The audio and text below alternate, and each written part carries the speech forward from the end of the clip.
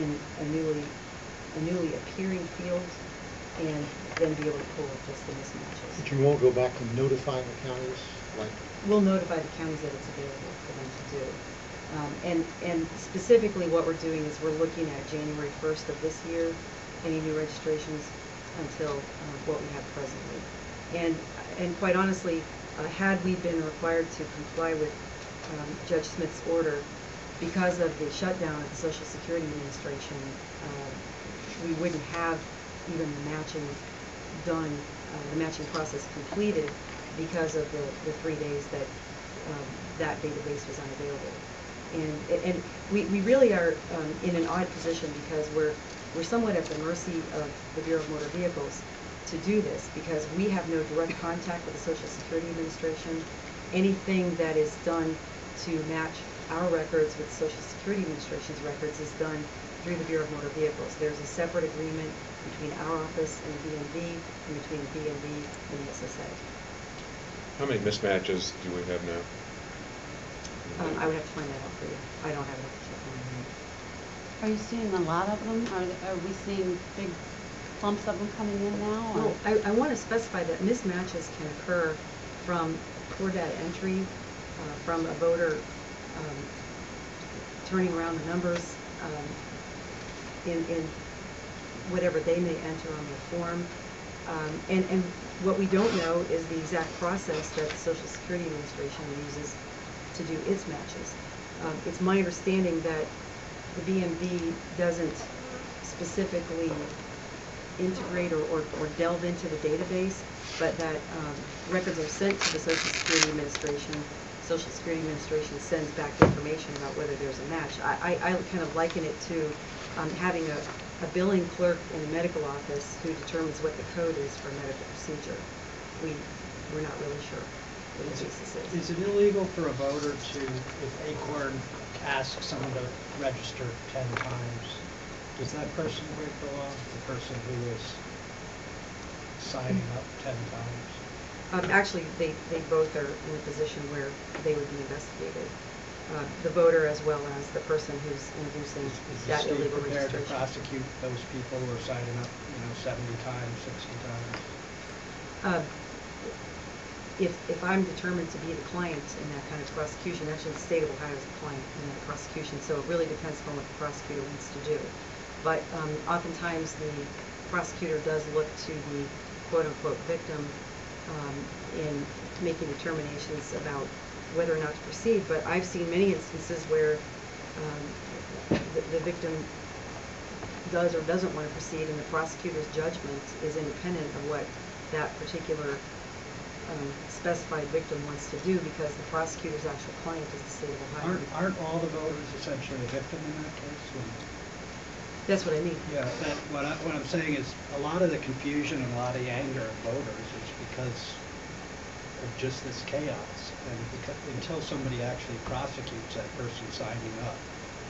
What chaos are you talking about? Well, just the chaos of multiple registrations, duplicates. The stuff that's being reported all over national news now. Right. And the boards of elections,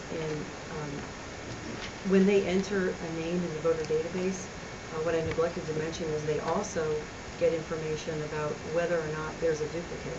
So if John P. Smith, well, I pick maybe John P. Smith registers, when that name goes into the state's database, when it comes from the county board to the state's database, the state will send a message back, our office will send a message back to the county board of elections saying there are 15 other, probably like 50 other John P. Smiths, and here is their information. The board then manually has to go in and look at, for instance, date of birth, address, to see if there are duplicates, and then the board then can clear up. And I may be getting more technical beyond my... Yeah, I guess what I was getting at, there was a gentleman named Barkley who testified yesterday that he was essentially shaken down to register multiple times. I'm sorry. Yeah, he testified in Cleveland. In Cleveland, okay. Shouldn't he be prosecuted as well as the Acorn person? And will you pursue that? Well, it's not to me yet to pursue, because the Board of Elections has not sent it to me. When it comes to me, I will refer that on to the Attorney General because I'm not a prosecutor, but I will certainly facilitate whatever investigation and urge prosecution. In Title 3599, a person who has committed some violation of election law also may testify against another person. So, as you may know, if you've ever covered the criminal beat, there are times when a prosecutor will use the discretion that a prosecutor has to minimally prosecute an informant who will be testifying against someone who they really believe is causing greater problems for a greater number of members of the public, in this case the voters. So again, that's going to be up to prosecutorial discretion. I will do everything within my power to ensure that if people are breaking the law, that they are prosecuted. But again, the final decision lies with the prosecutor. Secretary Brunner, do you believe there's an effort underway to steal this election? No, I don't believe there's an effort underway to steal the election. Unfortunately, actually I should say fortunately, the state media understands these distinctions better than the national media does, and I think I've heard it referred to as sensationalism, but again, when we're looking at, when we're calling voter fraud, calling an activity voter fraud, and we're not specifying whether it's voter registration fraud or illegal voting, because you'll find much more false voter registrations, vastly more than you will illegal voting, because again, we go back to that baseball analogy, you have to get on first base to be able to get a ballot, and you can't steal first base. So folks at home who are hearing so much about this and so much about Ohio's role in this election and the potential for fraud here, what's the bottom line? What assurance can you make them? How confident should they be? The bottom line is that look at the history of voting in Ohio. 4 cases of individual voter fraud or essentially illegal voting in nearly a 4-year period. We don't believe that there's been a massive change that would change that trend.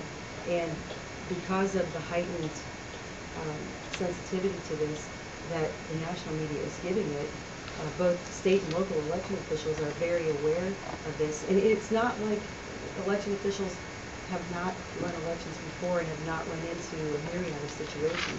Quite honestly, when you deal with the public, you couldn't make up a lot of the stories if you tried. And so they've dealt with it before, they're prepared for it, and they have good working relationships with their prosecutors. We've developed a good partnership and working relationship with the boards. We'll support them in whatever activities they have, and we've taken the extra step beyond the statute, which says you can refer it to the prosecutor or the Secretary of State, to say refer it to both of us. That way we can put the full force of not just local prosecution powers, but also the BCI and the Attorney General's office if that kind of assistance is needed, while still respecting what the county prosecutor may be doing. So get